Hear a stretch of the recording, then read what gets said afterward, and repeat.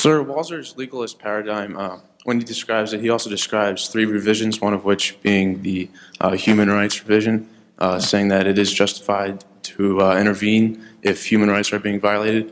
Would you give any credence to the argument that Saddam Hussein was in fact a tyrant that did violate human rights? Oh, he certainly did. Even though there were other reasons given for war, such as WMD, and additionally, aggressors, Walzer also describes aggressors as also being just to go against the war, go to war against. And when and did he ever lose his status as an aggressor from the first Gulf War? Thank you. He lost his status as an aggressor when he was driven out of Kuwait.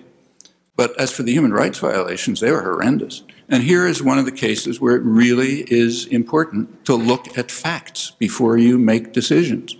And we know the facts. They're not secret. So yes, Saddam Hussein carried out horrendous human rights violations. In fact, he's on trial for them right now. But have a look at the trial. Saddam Hussein is on trial for crimes that he committed in 1982, right?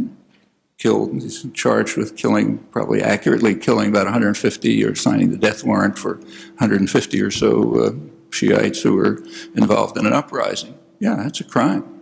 1982 happens to be an important year in U.S.-Iraqi relations. This should be headlines in a free press, in my opinion. It was a very important year. 1982 was the year in which Ronald Reagan dropped Iraq from the list of states supporting terrorism so that the U.S. could start providing him with extensive aid, including military aid, including means to develop biological and chemical weapons and missiles and weapons of and nuclear weapons. He was dropped from, and Donald Rumsfeld, the next, shortly after, went to firm up the agreement. The next charge against Saddam Hussein, the one that's going to come along, it's been announced, is a much more serious crime, the atrocities against the Kurds in 1987, 1988, the Al-Anfal massacres, Halabja. Yeah, they were terrible. I mean, probably killed 100,000 people. The U.S. didn't object. In fact, the Reagan administration blocked efforts in Congress even to protest against it. Furthermore, the support for Saddam increased and continued. In fact, Saddam was given an extraordinary privilege. Remarkable. I mean, he got away with attacking a U.S. naval vessel and killing 37 soldiers of seamen in 1987. That's pretty astonishing. Nobody can get away with that. But we were supporting, the Reagan administration was so strongly in support of Saddam, right through the worst atrocities, they even let him get away with that. I mean, in 1980, this continued after the end of the war with Iran, after the worst atrocities. In 1989, Iraqi nuclear engineers were invited to the United States to take part in a conference, it was in Portland, Oregon, in which they were trained in how to develop weapons of mass destruction. And that's 1989. Furthermore, George Bush #1 told us why it was being done.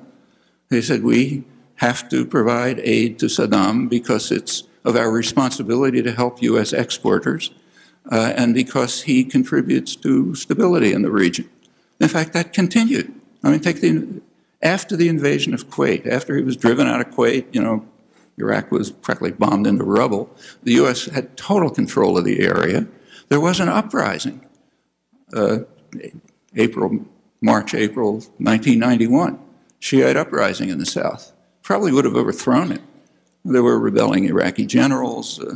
Good chance he would have been overthrown. Well, the Bush administration determined that they would essentially permit Saddam to crush it. They used military helicopters, other armed equipment. They didn't have to do that. That led to a huge massacre.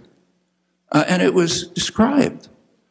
You know, you can go back and read the New York Times right after that. They said, well, you know, it's regrettable, but there's a consensus among the U.S. and its allies, meaning Saudi Arabia and Britain. There's a consensus that, I'm virtually quoting, that Saddam Hussein offers more hope for the stability of the region than those who are trying to overthrow him. That's 1991, you know. Yeah, the human rights violations were horrendous. Does that have anything to do with the invasion? No, nothing.